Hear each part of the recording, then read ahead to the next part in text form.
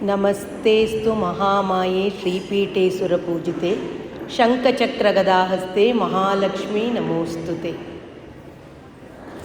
ನೆರೆದಿರುವ ಎಲ್ಲ ಆಸ್ತಿಕ ಬಾಂಧವರಿಗೆ,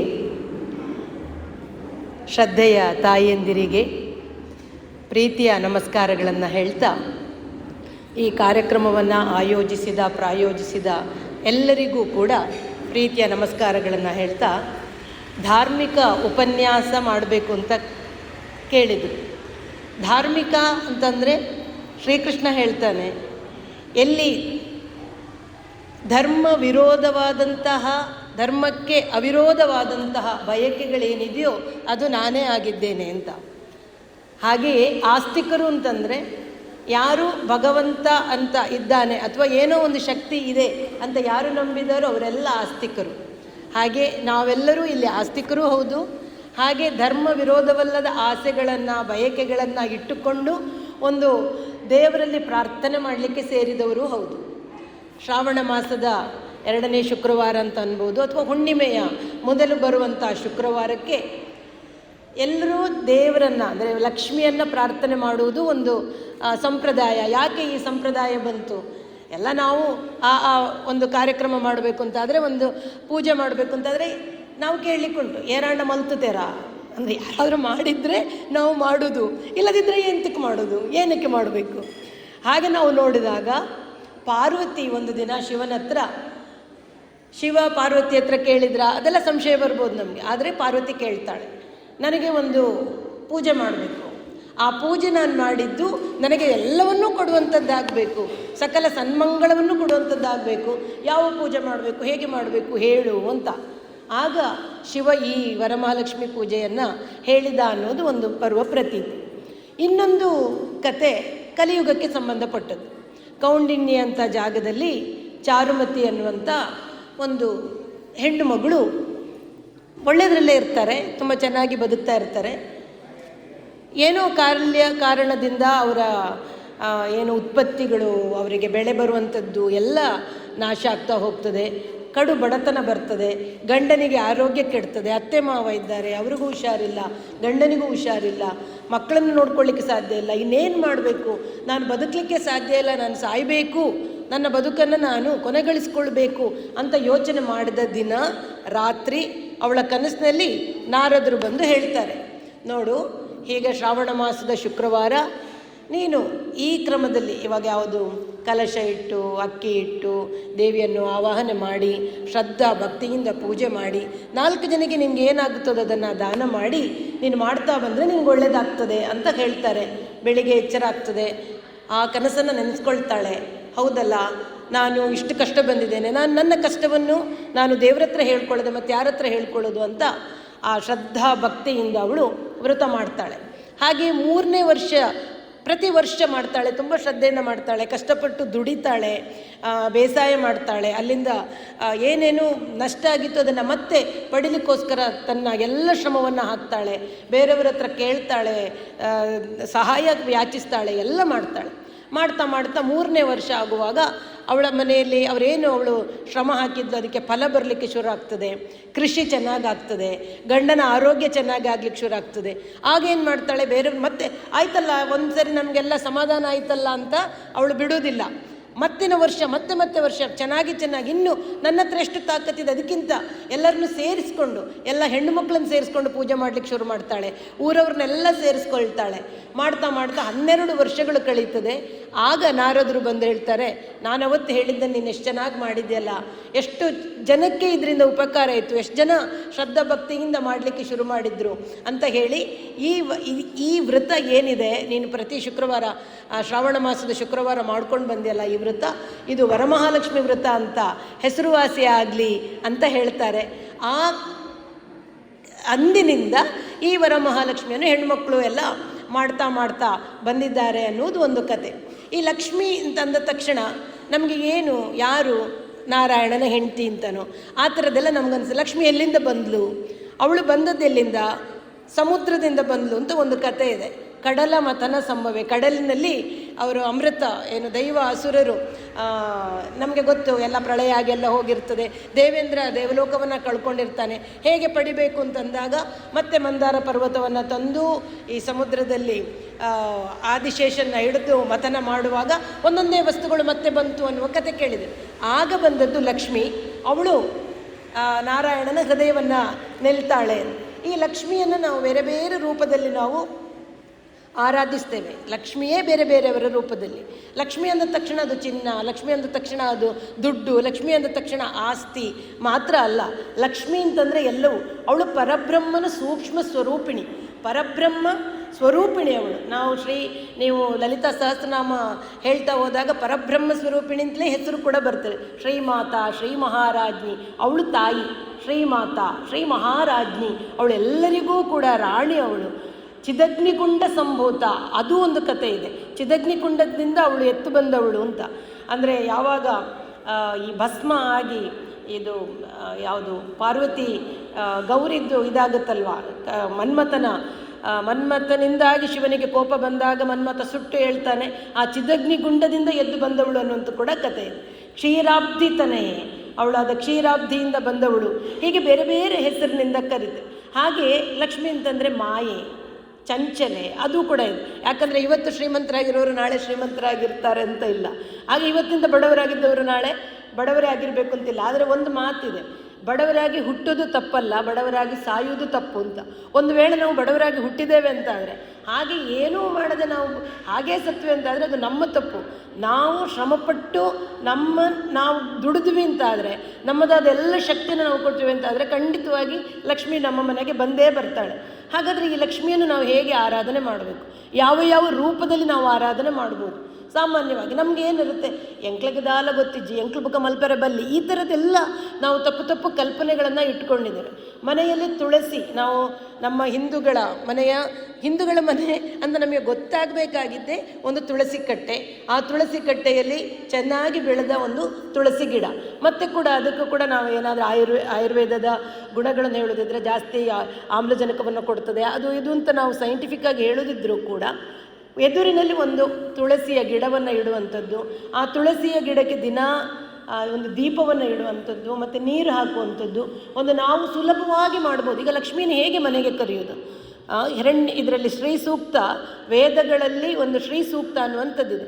ಅದರಲ್ಲಿ ಲಕ್ಷ್ಮಿಯನ್ನು ಬೇರೆ ಬೇರೆ ರೂಪದಲ್ಲಿ ವರ್ಣಿಸಿ ನಮ್ಮ ಮನೆಗೆ ಬಾ ಅಂತ ಕರೆಯುವಂಥದ್ದು. ಆ ಶ್ಲೋಕಗಳಲ್ಲಿ ನೀನು ಹಿರಣ್ಮಯಿ ಆಗಿದ್ದೀಯಾ, ಚಿನ್ನದ ಬಣ್ಣವನ್ನು ಧರಿಸಿದ್ದೀಯಾ, ಆಮೇಲೆ ಸೂರ್ಯನ ಹಾಗೆ ಬೆಳಗ್ತಿದ್ದೀಯಾ, ಎಲ್ಲ ಕುದುರೆಗಳು ನಿನ್ನನ್ನು ರಥ ಮಧ್ಯದಲ್ಲಿ ಕುಳಿತಿದ್ದೀಯಾ, ನೀನು ರಥದಲ್ಲಿ ಕುಳಿತು ನೀನು ನಮ್ಮ ಮನೆಗೆ ಬಾ, ನಮ್ಮ ಮನೆಯ ಅಲಕ್ಷ್ಮಿ ಏನಿದೆ ಅದನ್ನು ಓಡಿಸು. ಈ ಅಲಕ್ಷ್ಮಿ ಅಂತಂದ್ರೆ ಏನು? ಲಕ್ಷ್ಮಿ ಅಂತಂದರೆ ಚಿನ್ನ ಬಂಗಾರ ಸಂಪತ್ತು ಅಂತ ಹೇಳಿದ್ರೆ ಈ ಅಲಕ್ಷ್ಮಿ. ಬರೀ ಲಕ್ಷ್ಮಿ ಅಂದರೆ ನಾನು ಅದನ್ನೇ ನಿಮ್ಗೆ ಹೇಳ್ಬೇಕು ಅಂದ್ಕೊಂಡದ್ದು, ಬರೀ ಚಿನ್ನ ಬಂಗಾರ ಅಲ್ಲ ಅಂತ. ಒಂದು ಸಂತೋಷವಾಗಿರೋದು ಕೂಡ ಲಕ್ಷ್ಮಿ. ಒಂದು ಮುಖದಲ್ಲಿ ನಗು ನಾವು ಕೊಟ್ಟರೆ ಹಸನ್ಮುಖಿ ಸದಾ ಸುಖಿ ಅಂತ ಒಂದು ಮಾತಿದೆ. ನಾವು ಸದಾ ನಗ್ತಿದ್ರೆ ಅದೇ ಲಕ್ಷ್ಮಿ. ಯಾರಿಗಾದರೂ ನಾವು ಅಲ್ಲಿಗೆ ಹೋದ ತಕ್ಷಣ ಒಂದು ಸಂತೋಷದ ವಾತಾವರಣವನ್ನು ಅಲ್ಲಿ ಸೃಷ್ಟಿಸ್ತೇವೆ ಅಂತಾದರೆ ಅದು ಲಕ್ಷ್ಮಿಯ ಸ್ಥಾನ ಅಲ್ಲಿ ಉಂಟು ಅಂತ ಅರ್ಥ. ಹಾಗಾಗಿ ಬರೀ ದುಡ್ಡು ಅಂತ ಮಾತ್ರ ಅಲ್ಲ, ನಾವು ಉಲ್ಲಾಸವಾಗಿರುವುದು, ಸಂತೋಷವಾಗಿರುವುದು, ಆಮೇಲೆ ಇದು ಏನದು ಸಕಾರಾತ್ಮಕವಾಗಿ ಚಿಂತನೆ ಮಾಡುವಂಥದ್ದು, ಮತ್ತು ಬೆಳವಣಿಗೆಯ ಬಗ್ಗೆ ನಾವು ಯೋಚಿಸಿ ನಾವು ಏನು ಇವತ್ತು ನಾನು ಈ ಸ್ಥಾನದಲ್ಲಿದ್ದರೆ ಇನ್ನು ಉನ್ನತಕ್ಕೆ ಯಾರಿಗಾದ್ರೂ ತಲೆ ಹೊಡೆದೋ ಯಾರಿಗಾದರೂ ಅನ್ಯಾಯ ಮಾಡಿಯೋ ಅಲ್ಲ, ನನ್ನ ಪ್ರಾಮಾಣಿಕ ಪ್ರಯತ್ನದಿಂದ ಮೇಲೆ ಬರಲಿಕ್ಕೆ ನಾನು ಪ್ರಯತ್ನ ಮಾಡಿದಾಗ. ಮತ್ತು ಇನ್ನೊಂದು ಶಬ್ದ ಇದೆ, ದುಡಿದದ್ದು ದುಡ್ಡು ಅಂತ. ಯಾವುದೋ ಮೂಲಕ ಬಂದ ದುಡ್ಡು ಅದು ಲಕ್ಷ್ಮಿ ಅಲ್ಲ. ನಾವು ದುಡಿದದ್ದು ನನ್ನ ಶ್ರಮದ ಮೂಲಕ ಪ್ರಾಮಾಣಿಕತೆಯಿಂದ ನಾನು ಮಾಡಿದ್ದು ಅದು ದುಡ್ಡು. ಅಂಥ ಸಂಪಾದನೆ ನಮ್ಮ ಹತ್ರ ಆದ ತಕ್ಷಣ ನಮಗೆ ಇನ್ನೊಬ್ಬರ ಕಷ್ಟ ಕಾಣ್ತದೆ, ಇನ್ನೊಬ್ಬರು ತೊಂದರೆಯಲ್ಲಿರೋದು ಕಾಣ್ತದೆ. ಆಗ ನಮ್ಮ ಮನಸ್ಸಿನಲ್ಲಿ ಉತ್ಪತ್ತಿ ಆಗ್ತದಲ್ಲ ಯಾವುದು ದಯೆ, ಸಹಾನುಭೂತಿ, ಕರುಣೆ, ಅದೂ ಕೂಡ ಲಕ್ಷ್ಮಿ. ಆಗ ನಾವು 4 ಜನರಿಗೆ ಉಪಕಾರಕ್ಕೆ ಆಗುತ್ತೆ. ಹೀಗೆ ನಾವು ಉಪಕಾರಕ್ಕೆ ಬರುವಾಗ ನಮ್ಮನ್ನು ನಾವು ದುಡಿದುಕೊಳ್ಬೇಕು ಅಂತ ಆದರೆ ನಮ್ಮಲ್ಲಿ ಪ್ರಾಮಾಣಿಕತೆ ಇರಬೇಕು, ಕಾಯಕ ನಿಷ್ಠೆ ಅಂತ ಹೇಳ್ತೇವೆ. ನಾನು ಮಾಡುವ ಕೆಲಸ ನಾನು ನನ್ನ ಪೂರ್ತಿ ಶಕ್ತಿಯನ್ನು ಹಾಕಬೇಕು, ಮತ್ತು ಅದರಲ್ಲಿ ಪ್ರಾಮಾಣಿಕತೆ ಇರಬೇಕು, ಮತ್ತು ಬುದ್ಧಿವಂತಿಕೆ ಇರಬೇಕು. ಕೆಲಸ ಮಾಡೋದು ಬುದ್ಧಿವಂತಿಕೆಯನ್ನು ಉಪಯೋಗಿಸ್ಕೊಳ್ಳದೆ, ವಿವೇಕವನ್ನು ಉಪಯೋಗಿಸ್ಕೊಳ್ಳದೆ, ಪ್ರಜ್ಞೆಯನ್ನು ಇಟ್ಕೊಳ್ಳದೆ ನಾವು ಯಾವ ಕೆಲಸ ಮಾಡಿದರೂ ಅದು ಸಾಧನೆ ಆಗುವುದಿಲ್ಲ, ಅದು ಗುರಿ ತಲುಪುವುದೂ ಇಲ್ಲ. ಹಾಗೆ ಈ ಪ್ರಾಮಾಣಿಕತೆ ಇರಬೇಕು ಅಂತಾದರೆ ನಮ್ಮಲ್ಲಿ ಧರ್ಮ ಇರಬೇಕು, ನೀತಿ ಇರಬೇಕು, ನಮ್ಮಲ್ಲಿ ನೈತಿಕ ಮೌಲ್ಯಗಳಿರಬೇಕು. ನಾನು ಆವಾಗ ಅದೇ ಹೇಳಿದ್ದು, ಕೃಷ್ಣ ಹೇಳಿದ್ದು ಅದನ್ನೇ, ಧರ್ಮ ಅವಿರುದ್ಧೋ ಕಾಮೇಶು, ಕಾಮವಾಗಿ ನಾನಿರ್ತೇನೆ ಅಂದರೆ ನೀವು ಒಳ್ಳೆಯ ಕೆಲಸ ಮಾಡಲಿಕ್ಕೆ ಹೊರಡ್ತೀರಿ ಅಂತಾದರೆ ಅಲ್ಲಿ ಭಗವಂತ ಇರ್ತಾನೆ. ನಾನೇನಾದ್ರು ಅನ್ಯಾಯ ಮಾಡಲಿಕ್ಕೆ ಹೊರಡ್ತೇನೆ, ಇನ್ನೊಬ್ಬರು ಹಾಳಾಗಲಿ ಅಂತ ಯೋಚನೆ ಮಾಡ್ತೇನೆ, ಅಲ್ಲಿ ಖಂಡಿತವಾಗಿ ಭಗವಂತ ಇರೋದಿಲ್ಲ. ಈ ಚಿಂತನೆಗಳನ್ನು ನಾವು ಮಾಡ್ತಾ ಹೋದಾಗ ಏನಾಗುತ್ತೆ, ನಮಗೆ ಬುದ್ಧಿವಂತಿಕೆ ನಮ್ಮಲ್ಲಿ ಬರಲಿಕ್ಕೆ ಶುರು ಆಗ್ತದೆ, ನಮ್ಮಲ್ಲಿ ಜ್ಞಾನ ಉತ್ಪತ್ತಿ ಆಗ್ಲಿಕ್ಕೆ ಶುರು ಆಗ್ತದೆ. ಅದಕ್ಕೆ ಈ ಆದಿಲಕ್ಷ್ಮಿ ಯಾರಿದ್ದಾಳೆ, ಅವಳು ಕಡಲಿನಿಂದ ಬಂದವಳು. ಹೇಗಿರ್ತಾಳೆ ಅವಳು? ಮೃದು ಮಧುರ ಮಾತಿನೊಡತಿ ಅವಳು. ಅಂದರೆ ನಾವು ಆಡೋ ಮಾತುಗಳು ಹೇಗಿರಬೇಕು, ಇನ್ನೊಬ್ಬರಿಗೆ ನೋವಾಗುವ ಹಾಗೆ ಇರಬಾರ್ದು, ಇನ್ನೊಬ್ಬರಲ್ಲಿ ಉದ್ವೇಗವನ್ನು ಹುಟ್ಟಿಸುವ ಹಾಗೆ ಇರಬಾರ್ದು, ಸತ್ಯವಾದ ಮಾತನ್ನಾಡಬೇಕು, ಪ್ರಿಯವಾದ ಮಾತನ್ನಾಡಬೇಕು. ಹಾಗೆ ಇರುವವಳು ಆದಿಲಕ್ಷ್ಮಿ. ಅವಳ ಮುಖದಲ್ಲಿ ಒಂದು ನಗು, ಅವಳು ಒಂದು ಸದಾ ಹಸನ್ಮುಖಿಯಾಗಿರ್ತಾಳೆ, ಚಂದದ ಮಾತನ್ನು ಆಡ್ತಾಳೆ ಈ ಆದಿಲಕ್ಷ್ಮಿ. ಈ ಆದಿಲಕ್ಷ್ಮಿಯನ್ನು ನಾವು ಪ್ರಾರ್ಥನೆ ಮಾಡಿದರೆ ಅಂದರೆ ಆಗ ಏನಾಗ್ತಾಳೆ, ಅವಳು ಧನಲಕ್ಷ್ಮಿ ಆಗ್ತಾಳೆ. ಏನು ಧನಲಕ್ಷ್ಮಿ ಅಂತಂದರೆ ಸುಮ್ಮನೆ ದುಡ್ಡು ಕೊಡ್ತಾಳಾ? ನಾವು ಚಿತ್ರದಲ್ಲಿ ನೋಡ್ತೇವೆ, ಹೀಗೆ ಕೈ ಇಟ್ಟರೆ ಇಲ್ಲಿಂದ ತರ ತರ ತರ ತರ ಅಂತ ಚಿನ್ನದ ಕಾಯಿನ್ ಹರಿದು ಬರ್ತದೆ. ಅಲ್ಲಿ ಕೂಡ ಧನಲಕ್ಷ್ಮಿ ಏನು ಹೇಳ್ತಾಳೆ ಅಂತಂದರೆ, ಅವಳು ಕಠಿಣ ಶ್ರಮದ ಒಡತಿ ಅವಳು. ನಿಮಗೆ ಸುಮ್ಮನೆ ನೀವು ಲಕ್ಷ್ಮಿಯನ್ನು ಪ್ರಾರ್ಥನೆ ಮಾಡಿದ ತಕ್ಷಣ ದುಡ್ಡು ಬರುವುದಿಲ್ಲ. ಕಠಿಣ ಶ್ರಮದ ಒಡತಿಯಾಗಿ ಧನದ ಮಳೆಯ ಸುರಿಸ್ತಾಳವಳು. ನೀವು ಕಠಿಣ ಶ್ರಮ ಮಾಡ್ತೀರಾ, ಆಗ ಅವಳು ಬರ್ತಾಳೆ. ಆಮೇಲೆ ಅವಳು ತೃಪ್ತಿ ಹರಿಯುವ ರೂಪ ಅವಳು. ಅವಳನ್ನು ಮುಖ ನೋಡಿದರೆ ನಮಗೇನೋ ಒಂದು ತೃಪ್ತಿ, ಅವಳನ್ನು ನೋಡಿದರೆ ಸಮಾಧಾನ, ನಮ್ಮ ಶ್ರಮಕ್ಕೆ ಅವಳು ಪ್ರತಿಫಲ ಕೊಡ್ತಾಳೆ. ಅದಕ್ಕೆ ನಾನು ಹೇಳಿದ್ದು, ನಾವು ಪೂರ್ತಿಯಾಗಿ ದುಡಿಬೇಕು, ಶ್ರಮ ಹಾಕಬೇಕು, ಆಗ ನಮಗೆ ಅವಳು ಧನಲಕ್ಷ್ಮಿ ಆಗ್ತಾಳೆ. ಯಾವಾಗ ನಮ್ಮ ಭೂಮಿಯಲ್ಲಿ ನಾವು ತನುವನ್ನು, ನಮ್ಮ ದೇಹವನ್ನು ಬಗ್ಗಿಸಿ ನಾವು ದುಡಿತೇವೋ ಆಗ ಅವಳು ಧಾನ್ಯಲಕ್ಷ್ಮಿಯಾಗಿ ಬರ್ತಾಳೆ, ನಮಗೆ ಪೋಷಣೆ ಮಾಡ್ತಾಳೆ, ನಮ್ಮ ತನುವನ್ನು ಪುಷ್ಟಿಗೊಳಿಸ್ತಾಳೆ, ನಮ್ಮ ಮನೆಯಲ್ಲಿ ದವಸ ಧಾನ್ಯ ಹೆಚ್ಚು ಹಾಗೆ ಮಾಡ್ತಾಳೆ.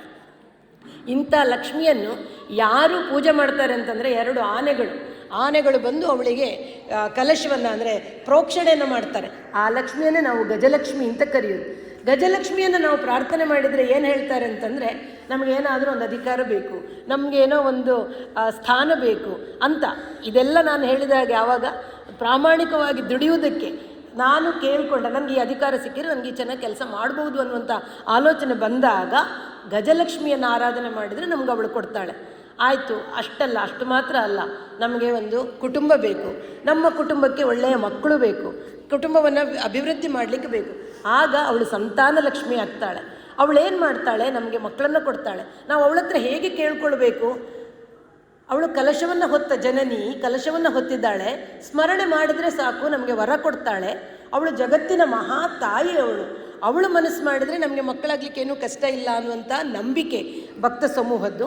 ಅವಳೇನು ಮಾಡ್ತಾಳೆ, ಅವಳು ನಮಗೆ ಏನು ಮಗುವನ್ನು ಕೊಡ್ತಾಳೋ ಅದು ಅವಳ ಕರುಣೆಯ ರೂಪ, ಕರುಣೆಯ ಮೂರ್ತಿಯನ್ನು ನಮ್ಮ ಮಡಿಲಲ್ಲಿ ಅವಳೇ ಅನ್ನುವ ಹಾಗೆ ನಾವು ಸಾಕಬೇಕು.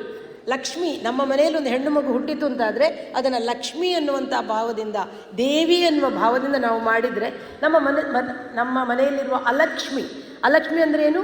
ಬಡತನ, ಕೋಪ, ಹಿಂಸೆ, ಮತ್ತು ಏನು ನಮ್ಮ ಯಾರ ಬಗ್ಗೆಯೂ ಒಳ್ಳೆಯ ಮಾತಾಡದೇ ಇರುವುದು, ಈ ಮನಸ್ಥಿತಿ ಏನಿದೆ ಅದನ್ನೆಲ್ಲ ಅವಳು ಹೋಗಲಾಡಿಸ್ತಾಳೆ. ಇಷ್ಟು ಆದಾಗ ನಮಗೆ ಮತ್ತೆ ಲಕ್ಷ್ಮಿ ಇನ್ನೊಂದು ರೂಪದಲ್ಲಿ ಕಾಣಿಸ್ಕೊಳ್ತಾಳೆ. ಏನಂದರೆ ಅವಳು ವಿಜಯಲಕ್ಷ್ಮಿ, ನಮಗೆ ವಿಜಯವನ್ನು ಕೊಡುವವಳು, ಶಂಖಚಕ್ರ ಧಾರಣೆಯಾಗಿದ್ದಾಳೆ ಅವಳು. ಹೂಂಕಾರ ಮಾತ್ರದಿಂದ ಅಸುರ ಸಂಹಾರ ಮಾಡ್ತಾಳೆ. ನಾವು ದೇವಿ ಭಾಗವತವನ್ನು ನೋಡಿದರೆ ಧೂಮ್ರಾಕ್ಷ ಅನ್ನುವಂಥ ರಾಕ್ಷಸನನ್ನು ಅಂತ ಹೇಳಿದಾಗ ಅವನು ಭಸ್ಮಾಗಿ ಹೋದ ಅನ್ನೋದನ್ನು ನಾವು ಕೇಳ್ತೇವೆ. ಹಾಗೆ ಅವಳಿಗೇನು ಮನಸ್ಸು ಮಾಡಬೇಕು ಅಂತಿಲ್ಲ, ಬರೀ ಅಂತ ಮಾಡಿದರೆ ಸಾಕು ಅಸುರ ಸಂಹಾರ ಮಾಡುವಂಥ ಶಕ್ತಿ ಇರುವಂಥ ದೇವಿ ಅವಳು. ಹಾಗಾದರೆ ರಕ್ಕಸರನ್ನ ಸಂಹಾರ ಅವಳು ಮಾಡ್ತಾಳೆ. ನಮಗೆ ಈ ಭವದಲ್ಲಿ, ಈ ಭೂಮಿಯಲ್ಲಿ ನಾವು ಕಷ್ಟ ಬರ್ತಾ ಇದ್ದೀವಲ್ವ, ನಾವು ಹೋರಾಡ್ತಾ ಇದ್ದೀವಿ, ದಿನನಿತ್ಯದ ಕಷ್ಟದಲ್ಲಿ ಹೋರಾಡ್ತಾ ಇದ್ದಾಗ ನಾವು ಅವಳನ್ನು ಪ್ರಾರ್ಥನೆ ಮಾಡಿದರೆ ನಮಗೆ ಅವಳು ವಿಜಯವನ್ನು ಕೊಟ್ಟು ನಾವು ಅವಳ ಹತ್ರ ಕೇಳ್ಕೊಳ್ಳೋದು, ವಿಜಯ ಮಾಲೆ ನನ್ನ ಕೊರಳಿಗೆ ಹಾಕುವ ಹಾಗೆ ಮಾಡ್ತಾಯಿ. ನಾನು ಯಾವ ಕೆಲಸವನ್ನು ಮಾಡಲಿಕ್ಕೆ ಹೊರಟಿದ್ದೇನೆ, ಯಾವ ಒಂದು ಒಳ್ಳೆಯ ಉದ್ದೇಶದಿಂದ ಹೊರಟಿದ್ದೇನೆ, ಅದು ಇದಾಗುವ ಹಾಗೆ ಮಾಡು, ಅದರ ಜೊತೆಗೆ ಆ ವಿಜಯ ಮಾಲೆ ನನಗೆ ಬರುವ ಹಾಗೆ ಮಾಡು. ಇಷ್ಟೆಲ್ಲ ಮಾಡಬೇಕಾದ್ರೆ ನಮಗೆ ಏನು ಬೇಕು? ವಿದ್ಯೆ ಬೇಕು. ವಿದ್ಯಾ ಲಕ್ಷ್ಮಿಯಾಗಿ ಅವಳು ಕಾಣಿಸ್ಕೊಳ್ತಾಳೆ. ಅವಳು ಶ್ವೇತವಸನಧಾರಿ, ಅವಳು ಜ್ಞಾನ ಮುದ್ರೆ ಧರಿಸಿದ್ದಾಳೆ, ಬಿಳಿಯ ಬಟ್ಟೆ ಧರಿಸಿ ಜ್ಞಾನ ಮುದ್ರೆ ನಡೆಸಿದ ವಿದ್ಯೆ ಅವಳ ಹತ್ರ ನಾವು ಕೇಳ್ಕೊಳ್ಳೋದು. ನಮ್ಮ ಮನಸ್ಸಿನ ಒಳಗೆ, ನಮ್ಮ ಹೃದಯಾಂತರಾಳದಲ್ಲಿ ಅಜ್ಞಾನ ಇದೆ, ಕತ್ತಲಿದೆ, ಅದನ್ನು ಓಡಿಸಿ ಜ್ಞಾನ ದೀಪವನ್ನು ನೀನು ಬೆಳಗಿಸು. ಯಾವುದು ಸರಿ, ಯಾವುದು ತಪ್ಪು, ನಿತ್ಯ ವಿವೇಕ, ಯಾವುದು ಶಾಶ್ವತವಾಗಿರುವಂಥದ್ದು, ಯಾವುದು ಅಶಾಶ್ವತ, ಇದರ ಜ್ಞಾನವನ್ನು ನಮಗೆ ಕೊಡು ತಾಯಿ ಅಂತ ನಾವು ಕೇಳಿಕೊಂಡ್ರೆ ಅವಳು ಕೊಡ್ತಾಳೆ. ಇದರ ಜೊತೆಗೆ ಇಷ್ಟೆಲ್ಲ ಮಾಡಬೇಕಾಗಿದ್ದರೆ ನಮ್ಗೆ ಏನು ಬೇಕು? ಧೈರ್ಯ. ಅವಳು ಧೈರ್ಯಲಕ್ಷ್ಮಿಯೂ ಹೌದು. ಧೈರ್ಯಲಕ್ಷ್ಮಿ ಹೆಜ್ಜೆ ಹೆಜ್ಜೆ ನಮಗೆ ಮನಸ್ಸಿನಲ್ಲಿರ್ತದೆ. ಈ ಕೆಲಸ ಮಾಡಬೇಕಾ ಬೇಡವಾ, ಈ ಕೆಲಸ ಮಾಡಿದರೆ ಈಗ ಇಲ್ಲಿ ಇಷ್ಟು ಜನರನ್ನು ಸೇರಿಸಿದರೆ ನಿನ್ನೆ ಎಲ್ಲ ಆಲೋಚನೆ ಮಾಡಿರ್ತಾರೆ. ಜನ ಬರ್ಪೇರ ಜರ 10 ಜನಕ್ಕೆ ಬರೋ ಪಂಡದುಂಡು, ಈತು ಒಣಸದ ವ್ಯವಸ್ಥೆ ಮಾಡ್ತದಂಡು, ಏತು ಜನ ಬರ್ಪೇರ, ಇದೆಲ್ಲ ನಮಗೆ ಅಧೈರ್ಯ. ನಾವಾಗ ಲಕ್ಷ್ಮಿಗೆ ಕೇಳಿಕೊಂಡ್ರೆ ಧೈರ್ಯ ಕೊಡ್ತಾಳೆ. ಹೆಜ್ಜೆ ಹೆಜ್ಜೆಗೆ ಧೈರ್ಯ ತುಂಬುವಂಥ ದೇವಿ ಯಾವ ಕ್ಷಣಕ್ಕೂ ಸೋಲದಂತೆ ಕರವ ಹಿಡಿದು ನಡೆಸ್ತಾಳೆ ನಮಗೆ ಧೈರ್ಯಲಕ್ಷ್ಮಿ. ಹೀಗೆ ಅಷ್ಟ ಲಕ್ಷ್ಮಿಯರಾಗಿ ನಮಗೆ ದೇವಿ ಕಾಣಿಸ್ಕೊಳ್ತಾಳೆ. ಆದಿಲಕ್ಷ್ಮಿ ಸ್ವರೂಪಿ ಅವಳು ನಮಗೆ ಧಾನ್ಯಲಕ್ಷ್ಮಿಯಾಗಿ, ಮತ್ತು ಧನಲಕ್ಷ್ಮಿಯಾಗಿ, ಗಜಲಕ್ಷ್ಮಿಯಾಗಿ, ಸಂತಾನಲಕ್ಷ್ಮಿಯಾಗಿ, ವಿದ್ಯಾಲಕ್ಷ್ಮಿಯಾಗಿ, ವಿಜಯಲಕ್ಷ್ಮಿಯಾಗಿ ಮತ್ತು ಧೈರ್ಯಲಕ್ಷ್ಮಿಯಾಗಿ ನಮ್ಮನ್ನು ಅವಳು ಕಾಪಾಡ್ತಾಳೆ. ನಾನು ಮತ್ತೆ ಹೇಳಿದ ಹಾಗೆ ಶ್ರೀ ಸೂಕ್ತದಲ್ಲಿ ಕೇಳಿಕೊಳ್ಳೋದು ಕೂಡ ಅದೇ, ಕೀರ್ತಿ ವೃದ್ಧಿಂ ದದಾತುಮೆ. ಕೀರ್ತಿಯನ್ನು ನಮಗೆ ಜಾಸ್ತಿ ಆಗುವ ಹಾಗೆ ಮಾಡು, ನಮ್ಮಲ್ಲಿ ಸಮೃದ್ಧಿ ಆಗುವ ಹಾಗೆ ಮಾಡು. ಶ್ರೀ ಸೂಕ್ತದಲ್ಲಿ ಎಲ್ಲಿವರೆಗೆ ಕೇಳ್ತಾರೆ ಅಂದರೆ, ಪಶುಗಳು ಸಂಖ್ಯೆ ಜಾಸ್ತಿ ಆಗಲಿ, ಅಂದರೆ ಗೋವೃದ್ಧಿ ಆಗಲಿ. ಬರೀ ಮನುಷ್ಯನಿಗೆ ಮಾತ್ರ ಕೇಳ್ತಾ ಇಲ್ಲ, ದೇಶದ ಅಥವಾ ಪ್ರಪಂಚದ ಎಲ್ಲ ಪ್ರಾಣಿಗಳು, ಪಶು ಪಕ್ಷಿಗಳು ಎಲ್ಲವೂ ಕೂಡ ಸಮೃದ್ಧಿ ಆಗಲಿ ಅನ್ನೋದನ್ನು ಕೂಡ ನಾವು ಕೇಳ್ತೇವೆ. ನಾನು ಆವಾಗ ಹೇಳಿದೆ, ಹೇಗೆ ಮನೆಯಲ್ಲಿ ನಾವು ಪ್ರವೇಶ ಮಾಡಿದ ಹಾಗೆ ತುಳಸಿ ಇಟ್ಟು, ತುಳಸಿ ಕಟ್ಟೆಯನ್ನು ಇಟ್ಟು ಅದನ್ನು ಅಲಂಕಾರ ಮಾಡಿ ಅದಕ್ಕೆ ದೀಪವನ್ನು ಇಡೋದ್ರ ಜೊತೆಗೆ ಹೊಸ್ತಿಲಲ್ಲಿ ನಾವು ಹೊಸ್ತಿಲನ್ನು ಬರೆದು ಅಲ್ಲಿ ಅರಿಶಿನ ಕುಂಕುಮ ಇಟ್ಟು ಹೂವನ್ನು ಇಟ್ಟು ಮನೆ ಒಳಗೆ ಬಂದ ತಕ್ಷಣ ಒಂದು ಒಳ್ಳೆಯ ವಾತಾವರಣ, ಮನೆಯ ಒಂದು ಸುಂದರವಾಗಿಡು. ಎಲ್ಲಿ ಲಕ್ಷ್ಮಿ ಇರುವುದಿಲ್ಲ ಅಂತ ಅನ್ನೋದಕ್ಕೂ ಕೂಡ ಮಾತುಗಳಿವೆ. ಎಲ್ಲಿ ಮನೆಯನ್ನು ನಾವು ಶುದ್ಧವಾಗಿ ಇಟ್ಕೊಂಡಿರೋದಿಲ್ವೋ ಅಥವಾ ನೀಟಾಗಿ ಅರೇಂಜ್ ಮಾಡಿರೋದಿಲ್ವೋ, ಎಲ್ಲ ಕಸ ಎಲ್ಲ ಎಲ್ಲೆಲ್ಲಿ ಹಾಕಿರ್ತೇವೋ ಅಲ್ಲಿ ಲಕ್ಷ್ಮಿ ಬರುವುದಿಲ್ಲ. ಎಲ್ಲಿ ಮನೆಯನ್ನು ಶುದ್ಧವಾಗಿ ದಿನಾ ಗುಡಿಸ್ತಿರ್ತೀವಿ, ಒರೆಸ್ತೀವಿ, ಎಲ್ಲ ಆ ಜಾಗದಲ್ಲಿ ಇಟ್ಟಿರ್ತೀವಿ, ಹಾಗಿದ್ರೆ ಮಾತ್ರ ಲಕ್ಷ್ಮಿ ಬರ್ತಾಳೆ. ಮತ್ತು ಮನೆ ಒಳಗೆ ಕೂಡ ನೀವು ದಿನ ಗುಡಿಸಿ ದಿನ ಒರೆಸಿ ಆಮೇಲೆ ಒಂದು ಮನೆಯಲ್ಲಿ ಒಂಥರ ಪರಿಮಳದ ವಾತಾವರಣ ಇರುತ್ತೆ. ಅದೇ ಒಂದು ವಾರ ನೀವೆಲ್ಲಾದರೂ ಹೋಗಿ ಮನೆ ಒಳಗೆ ಬನ್ನಿ, ಒಂಥರ ಘಾಟು ವಾಸನೆ ಹೊಡಿತದೆ, ಆಗ ಲಕ್ಷ್ಮಿಯಲ್ಲಿ ಇರುವುದಿಲ್ಲ. ಹಾಗಾಗಿ ದಿನ ನಾವು ಮನೆಯನ್ನು ಶುದ್ಧವಾಗಿ ಇಡುವಂಥದ್ದು, ದೇವರ ಕೋಣೆಯಲ್ಲಿ ದೀಪ ಹಚ್ಚುವಂಥದ್ದು, ಊದುಬತ್ತಿ. ಈಗ ಮತ್ತೆ ಊದುಬತ್ತಿಯ ಬಗ್ಗೆ ಎಲ್ಲ ಏನು ಬರ್ತಾ ಇದೆ, ಕೆಮಿಕಲ್ಸ್ ಎಲ್ಲ ಬರ್ತದೆ ಅಂತ ಎಲ್ಲ ಹೇಳ್ತಾರೆ. ಆದರೆ ಒಳ್ಳೆಯ ಊದುಬತ್ತಿ ಘಮ ಘಮ, ಇಲ್ಲ ನಾವು ಧೂಪ ಹಾಕ್ಬೋದು. ಆ ಧೂಪವನ್ನು ಹಾಕಿದರೂ ಕೂಡ ಮನೆಯಲ್ಲಿ ಒಂದು ಒಳ್ಳೆಯ ವಾತಾವರಣ ಬರ್ತದೆ. ಮತ್ತು ದ್ರವ್ಯ ಪೂಜೆ, ಮಾನಸಿಕ ಪೂಜೆ ಅನ್ನುವಂಥದ್ದು. ಈಗ ನೀವಿಲ್ಲೆಲ್ಲ ಏನಿಟ್ಟಿದ್ದೀರಿ ಅದು ದ್ರವ್ಯ ಪೂಜೆ, ವಸ್ತುಗಳ ಮೂಲಕ ದೇವರನ್ನು ಪೂಜೆ ಮಾಡುವಂಥದ್ದು. ಅಕ್ಕಿ, ತೆಂಗಿನಕಾಯಿ, ಹೂವು, ಕುಂಕುಮ. ಅದಲ್ಲದೆ ಕೂಡ ಮಾನಸಿಕ ಪೂಜೆ ಅನ್ನುವಂಥದ್ದಿದೆ. ಕಣ್ಣು ಮುಚ್ಚಿಕೊಂಡು ದೇವರನ್ನು ಪ್ರಾರ್ಥನೆ ಮಾಡಿದರೆ, ದೇವರ ಧ್ಯಾನವನ್ನು ನಾವು ಮಾಡಿದರೆ ದೇವಿ ನಮಗೆ ಕಾಣಿಸ್ಕೊಳ್ತಾಳೆ.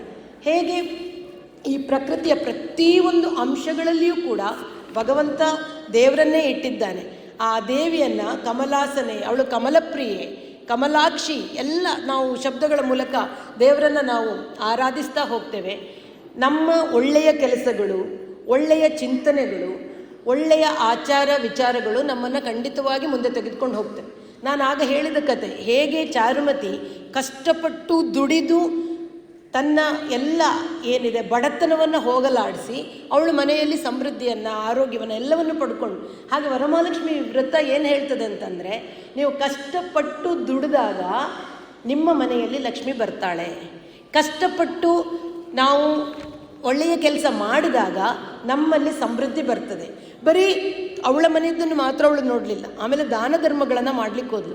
ನಾನು ಆವಾಗ ಅದನ್ನೇ ಹೇಳಿದ್ದು, ಒಂದು ಐಶ್ವರ್ಯ ನಮಗೆ ಬಂದಾಗ ನಾವು ಅಹಂಕಾರ ಮಾಡದೆ, ನಾವು ಬೀಗದೆ, ನನ್ನ ಹತ್ರ ಮಾತ್ರ ಇದೆ, ನಾನು ಇದನ್ನು ಯಾರಿಗೂ ಕೊಡೋದಿಲ್ಲ, ನನಗೆ ಬೇಕು ಬೇಕು ಅಂತ ಇಟ್ಟುಕೊಂಡವರು ಏನಾದರೂ ಅನ್ನೋದನ್ನು ನಾವು ಪ್ರಪಂಚದಲ್ಲಿ ನೋಡ್ತಾನೇ ಇರ್ತೇವೆ. ಯಾವಾಗ ನಮಗೆ ಬೇಕಾದದ್ದು, ಒಂದು ಅಪರಿಗ್ರಹ ಅಂತ ಒಂದು ಶಬ್ದ ಇದೆ, ಅಂದರೆ ನಾನು ಇನ್ನೊಬ್ಬರಿಂದ ಸ್ವೀಕಾರ ಮಾಡೋದಿಲ್ಲ ಅಂತ, ಒಂದು ಅಗತ್ಯ ಇಲ್ಲದೆ ನಾನು ಏನನ್ನೂ ಇಟ್ಟುಕೊಳ್ಳೋದಿಲ್ಲ ಅಂತ ಒಂದು ಮಾತಿದೆ. ನನ್ನ ಹತ್ರ ಅಗತ್ಯಕ್ಕಿಂತ ಜಾಸ್ತಿ ಯಾವುದನ್ನು ಇಟ್ಟುಕೊಂಡ್ರೂ ಕೂಡ ಅದು ಕಳ್ಳತನ ಅಂತ. ಅಂದರೆ ನಾವು ಕದಿಬೇಕಾಗಿಲ್ಲ, ನಮ್ಮ ಹತ್ರ ನಿಪ್ಪಡು ಎಲ್ಲೆಗಿಪ್ಪಡು ಅಂತ ನಾವು ಏನು ಇಟ್ಕೊಂಡು ಹೋಗ್ತೇವೋ ಅದು ಕದ್ದು ಇಟ್ಟುಕೊಂಡ ಹಾಗೆ. ನಮಗೆ ಎಷ್ಟು ಬೇಕು ಅಷ್ಟನ್ನೇ ಇಟ್ಟುಕೊಂಡು, ಇವಾಗ ನಾವು ಎಷ್ಟು ಇವ್ರದ್ದು ರಘುವಂಶದಲ್ಲಿ ನಾವು ಹೇಳ್ತೇವೆ ರಘುವಂಶದ ಮಹಾರಾಜರು ಹೇಗೆ ಬದುಕ್ತಿದ್ರು ಅಂತ. ಅವನು ತ್ಯಾಗಕ್ಕೋಸ್ಕರ ದಾನಕ್ಕೋಸ್ಕರ ಅವನು ದುಡಿತಿದ್ನಂತೆ. ಅಂದರೆ ಅವನು ದುಡಿತದ್ದು ಯಾಕಂತಂದರೆ ಯಾರಿಗಾದರೂ ದಾನ ಮಾಡಬೇಕಂತ, ಸುಮ್ಮನೆ ನನಗೆ ಇಟ್ಕೊಳ್ಬೇಕು ಅಂತಲ್ಲ, ಯಾರು ಬಂದ ತಕ್ಷಣ ಎಲ್ಲರಿಗೂ ಕೊಟ್ಟು ಬಿಡುವಂಥದ್ದು. ಈ ಥರದ ಗುಣಗಳು ನಮ್ಮಲ್ಲಿ ನಾವು ಬರಬೇಕಾಗಿದೆ. ಇಲ್ಲ ಅಂತಂದರೆ ಏನಾಗುತ್ತೆ, ನಮ್ಮ ಜೊತೆಗಿರುವವರು ಬಡತನದಲ್ಲಿ, ನಾನು ಅದನ್ನೇ ಹೇಳಿದೆ, ಇನ್ನೊಂದು ಅಪರಿಗ್ರಹ ಅಂತ. ನಾವು ಅನಗತ್ಯವಾಗಿ ಇನ್ನೊಬ್ಬರಿಂದ ತಗೊಳ್ಬಾರ್ದು, ನಮ್ಮಲ್ಲಿ ಜಾಸ್ತಿ ಇಟ್ಟುಕೊಳ್ಳಬಾರ್ದು, ನಮ್ಮ ಹತ್ರ ಇರುವುದನ್ನು ನಾವು ಕೊಡಬೇಕು. ಅದು ಕೂಡ ದಾನಗಳಲ್ಲಿ 3 ಥರದ ದಾನಗಳಿವೆ. ಒಂದು ಸಾತ್ವಿಕ ದಾನ, ಒಂದು ರಾಜಸಿಕ ದಾನ, ಒಂದು ತಾಮಸಿಕ ದಾನ ಅಂತ. ಈ ಸಾತ್ವಿಕ ದಾನ ಯಾವುದು ಅಂತಂದರೆ ದೇಶ ಕಾಲಗಳನ್ನು ನೋಡಿ ಯಾರಿಗೆ ಕೊಡಬೇಕು, ಯಾರಿಗೆ ಅಗತ್ಯ ಉಂಟು ಅವರಿಗೆ ಕೊಡುವಂಥದ್ದು, ದೇಶ ಕಾಲಗಳನ್ನು ನೋಡಿ ಕೊಡುವಂಥದ್ದು. ಮತ್ತು ನಾವು ಯಾರಿಗೆ ಕೊಡ್ತೇವೋ ಅವರಿಂದ ಯಾವುದೇ ಉಪಕಾರವನ್ನು ಬಯಸದೇ ಇರುವಂಥದ್ದು. ಇನ್ನು ಈ ಮಕ್ಕಳಿಗೆ ಕೊರಂಡ ಎಲ್ಲ ಎಂಕ್ಳಿಗೆ ಕೊರುವೇರು ಆಗ ಅಲ್ಲ, ನಾವು ಕೊಡೋದಷ್ಟೇ. ಇವರಿಗೆ ಕಷ್ಟ ಇದೆ, ಉದಾಹರಣೆಗೆ ಯಾರೋ ವಿದ್ಯಾಭ್ಯಾಸಕ್ಕೆ ಕಷ್ಟ ಬರ್ತಾ ಇದ್ದಾರೆ, ಅವರಿಗೆ ನಾವು ಸಹಾಯ ಮಾಡುವಂಥದ್ದು. ಯಾರೋ ತುಂಬ ಆರೋಗ್ಯದಿಂದ ತುಂಬ ಕಷ್ಟಪಡ್ತಾ ಇದ್ದಾರೆ, ಅವರಿಗೆ ಆಗ್ತಾನೇ ಇಲ್ಲ, ಆಗ ಅವರಿಗೆ ಸಹಕಾರ ಮಾಡುವಂಥದ್ದು. ಇನ್ನೊಂದು ರಾಜಸಿಕ ದಾನ. ಅದು ಹೇಗಂತಂದರೆ ಎತ್ತು ಪ್ರತ್ಯುಪಕಾರಾರ್ಥಂ ಫಲಮುದ್ದಿಶ್ಯ ವಾ ಪುನಃ. ನನಗೆ ಮುಂದೆ ಇವರು ಲಾಭ ಮಾಡ್ತಾರೆ, ಇವಾಗ ಇವರಿಗೆ ನಾನು ಕೊಟ್ಟರೆ ನಾಡಿದ್ದು ಇವರಿಂದ ನನಗೆ ಉಪಕಾರ ಬರ್ತದೆ ಅಂತ ದಾನ ಮಾಡುವಂಥದ್ದು, ಅದು ರಾಜಸಿಕ ದಾನ. ಇದು ಸಾಮಾನ್ಯವಾಗಿ ನಾವು ನೋಡುವಂಥದ್ದು, ಈಗ ಪ್ರಪಂಚದಲ್ಲಿ ನಡೀತಾ ಇರೋದು. ಇನ್ನೊಂದು ಏನಂತಂದರೆ ದೇಶ ಕಾಲ ನೋಡಲಿಕ್ಕಿಲ್ಲ, ಹಾಳಾಗಿ ಹೋಗಲಿ ಅಂತ ಕೊಡುವಂಥದ್ದು. ಅಂದರೆ ಅಗತ್ಯ ಇಲ್ಲದೆಯೂ ಕೂಡ ನಾವು ದಾನ ಮಾಡುವಂಥದ್ದು. ಇದು ಹೆಚ್ಚಾಗಿ ನನಗೆ ಅನ್ನಿಸೋದು ಈ ಮಕ್ಕಳಿಗೆ ಕೊಡ್ತಾರೆ ಅಪ್ಪ ಅಮ್ಮನವರು. ಇದು ತಾಮಸಿಕ ದಾನ ಆಗಿದೆ. ಅವನು ಹೇಗೆ ಖರ್ಚು ಮಾಡ್ತಾನೆ ಅಂತ ಗೊತ್ತಿಲ್ಲ, ಯಾವುದಕ್ಕೆ ಉಪಯೋಗಿಸ್ತಾನೆ ಅಂತ ಗೊತ್ತಿಲ್ಲ, ಆದರೂ ಅದನ್ನು ಕೊಡ್ತಾ ಹೋಗುವಂಥದ್ದು. ಆವಾಗ ಏನಾಗ್ತದೆ, ಭಸ್ಮಾಸುರನಾಗೆ ಆಗ್ತದೆ. ಆ ಮಕ್ಕಳು ಬೆಳೀತಾ ಬೆಳೀತಾ, ಭಸ್ಮಾಸುರನ ಕತೆ ನಿಮಗೆ ಗೊತ್ತಲ್ಲ, ಶಿವನಿಂದ ವರವನ್ನು ಪಡೆದು ಅವನು ಶಿವನನ್ನೇ ಭಸ್ಮ ಮಾಡಲಿಕ್ಕೆ ಬರ್ತಾನೆ. ಆ ಥರದ ಪರಿಸ್ಥಿತಿ ಆಗುತ್ತೆ. ಹಾಗಾಗಿ ಲಕ್ಷ್ಮಿಯನ್ನು ನಾವು ಗೌರವಿಸಬೇಕು. ಇನ್ನೂ ಒಂದು ಮಾತು ಕೇಳಿದ್ದೇನೆ, ಯಾರು ಹೀಗೆ ಹಿರಿಯರು ಹೇಳಿದ್ದನ್ನು ಕೇಳಿದ್ದು, ಎಂಕು ದುಡ್ಡು ಬೋಡ್ಚಪ್ಪ 2 ಬೋಡಾನ ತುಂಡು, ಈ ಥರ ಹೇಳಿದ್ದೆ ಕೂಡ ಲಕ್ಷ್ಮಿಗೆ ಆಗೋದಿಲ್ಲಂತೆ. ಲಕ್ಷ್ಮಿಗೆ ಮರ್ಯಾದೆ ಜಾಸ್ತಿ ಕೊಡಬೇಕು. ಅಂದರೆ ನೀನು ನನ್ನ ಜೊತೆಗಿರಮ್ಮ, ನೀನು ನನ್ನನ್ನು ಬಿಟ್ಟು ಹೋಗಬೇಡ, ನೀನು ನನ್ನ ಜೊತೆಗಿರು, ನಾನು ಅದನ್ನು ಸದುಪಯೋಗ ಪಡಿಸ್ತೇನೆ, ನಾನು ಅದನ್ನು ಇನ್ನೊಬ್ಬರಿಗೆ ಉಪಕಾರ ಆಗುವಾಗೆ ನೋಡ್ತೇನೆ. ಹಾಗೆ ಇನ್ನೊಂದು ಮಾತಿದೆ, ಏನಂತಂದರೆ ಈ ಐಶ್ವರ್ಯ ಇರ್ಬೋದು, ದುಡ್ಡು ಇರ್ಬೋದು, ಸಂಪತ್ತು ಇರ್ಬೋದು, ಅವೆಲ್ಲ ಯಾವಾಗ ನಮ್ಮ ಹತ್ರ ಇರ್ತದೆ ಅಂತಂದರೆ, ನಾನು ಆವಾಗ ಹೇಳಿದ ಹಾಗೆ ಶೀಲ ಅಂತ, ಅಂದರೆ ಒಂದು ಒಳ್ಳೆಯ ನಡವಳಿಕೆ. ನಾವು ಯಾರ ಹತ್ರ ಸುಳ್ಳು ಹೇಳದೇ ಇದ್ದರೆ, ನಾವು ಯಾರಿಗೂ ಹಿಂಸೆಯ ಮಾತುಗಳನ್ನಾಡದೇ ಇದ್ದರೆ, ಅಥವಾ ಮಾನಸಿಕವಾಗಿ ಆಗಲಿ ದೈಹಿಕವಾಗಿ ಆಗಲಿ ಯಾರಿಗೂ ನೋವು ಮಾಡದೇ ಇದ್ದಾಗ, ಮತ್ತು ಮನಸ್ಸನ್ನು, ಅಂದರೆ ಏನಿದೆ ಈ ಆಲ್ಕೋಹಾಲ್, ಯಾವುದು ಇದು ಮದ್ಯಪಾನ, ಅಥವಾ ನಮ್ಮ ಮನಸ್ಸನ್ನು ಚಂಚಲಗೊಳಿಸುವಂಥ ವಸ್ತುಗಳನ್ನು ನಾವು ಸೇವಿಸದೇ ಇದ್ದಾಗ ನಮ್ಮಲ್ಲಿ ಶೀಲ ಇರ್ತದೆ. ಅಂದರೆ ನಮ್ಮಲ್ಲಿ ಒಂದು ಪ್ರಾಮಾಣಿಕತೆ ಇರ್ತದೆ, ನಮ್ಮಲ್ಲಿ ಒಳ್ಳೆಯ ಗುಣಗಳಿರ್ತದೆ. ನಾನು ಸುಳ್ಳು ಹೇಳೋದಿಲ್ಲ, ನಾನು ಕದಿಯುವುದಿಲ್ಲ, ನಾನು ಯಾರಿಗೂ ಅನ್ಯಾಯ ಮಾಡೋದಿಲ್ಲ, ಯಾರಿಗೂ ಹಿಂಸೆ ಮಾಡೋದಿಲ್ಲ, ನಾನು ಮದ್ಯಪಾನ ಮಾಡೋದಿಲ್ಲ. ಈ 5 ನಾವು ಮನಸ್ಸಿನಲ್ಲಿ ನಾವು ಅದನ್ನು ಪಾಲಿಸ್ತಾ ಬಂದಾಗ ಲಕ್ಷ್ಮಿ ನಮ್ಮೊಟ್ಟಿಗೆ ಇರ್ತಾಳೆ. ಇದು ಯಾವುದರಲ್ಲಿ 5ರಲ್ಲಿ 1 ಮಾಡಿದರೂ ಕೂಡ ಲಕ್ಷ್ಮಿ ಇಲ್ಲ, ಅವಳು ಹೊರಟು ಹೋಗ್ತಾಳೆ. ಯಾಕೆ, ಒಂದು ಇದರಲ್ಲಿ ಒಂದು ಕತೆ ಇದೆ, ಪ್ರಹ್ಲಾದನ ಹತ್ರ ಎಲ್ಲವೂ ಇರ್ತದೆ, ಎಲ್ಲ ಐಶ್ವರ್ಯ ಇರ್ತದೆ. ಅವನು ಇಂದ್ರ ಬಂದು ಕೇಳ್ತಾನೆ, ನನಗೆ ನಿನ್ನದು ಆ ಐಶ್ವರ್ಯ ಕೊಡು, ಆಯಿತು, ಇದು ಕೊಡು, ಆಯಿತು, ಅಂದರೆ ಸತ್ಯ ಕೊಡು, ನಿನ್ನ ಹತ್ರ ಇದೆ ನ್ಯಾಯ ಕೊಡು, ಅದು ಕೊಡು, ಇದು ಕೊಡು, ಎಲ್ಲ ಕೇಳಿದ ಮೇಲೆ ಅವನು ಕೇಳ್ತಾನೆ ಶೀಲ ಕೊಡು ಅಂತ. ಇವನಿಗೆ ಏನು ಮಾಡಬೇಕು ಅಂತ ಗೊತ್ತಾಗೋದಿಲ್ಲ. ಆಮೇಲೆ ಮಾತು ಕೊಟ್ಟಾಗಿದೆ ಅಲ್ಲ, ಕೊಡ್ತೇನೆ ಅಂತ ಆಯಿತು ಅಂತಾನೆ. ಆಗ ಎಲ್ಲ ಐಶ್ವರ್ಯ ಬೇರೆ ಏನಿತ್ತು ಅದು ನಡ್ಕೊಂಡು ಹೋಗ್ತದೆ. ಅದು ಹೇಳ್ತದೆ, ಶೀಲ ಇಲ್ಲದಲ್ಲಿ ನಾವು ಇರುವುದಿಲ್ಲ. ಹಾಗಾಗಿ ನಾವು ಒಂದು ತಿಳ್ಕೊಳ್ಬೇಕಾಗಿದ್ದು, ನಾವು ಯಾವುದೇ ವೃತ್ತಿಯಲ್ಲಿ ಇರ್ಬೋದು, ನಮಗೆ ಎಷ್ಟೋ ನಮ್ಮ ಅಪ್ಪ ಅಮ್ಮ ಮಾಡಿಕೊಟ್ಟ ಆಸ್ತಿ ಇರ್ಬೋದು, ಅಥವಾ ನನ್ನ ಬ್ಯಾಂಕಿನಲ್ಲಿ ಎಷ್ಟೋ ದುಡ್ಡು ಬ್ಯಾಲೆನ್ಸ್ ನನ್ನ ಹತ್ರ ಇರ್ಬೋದು. ಮತ್ತು ಒಂದು ಮಾತಿದೆ, ಕೂತು ತಿಂದರೆ ಕುಡಿಕೆ ಹೊನ್ನು ಸಾಲದು ಅಂತ.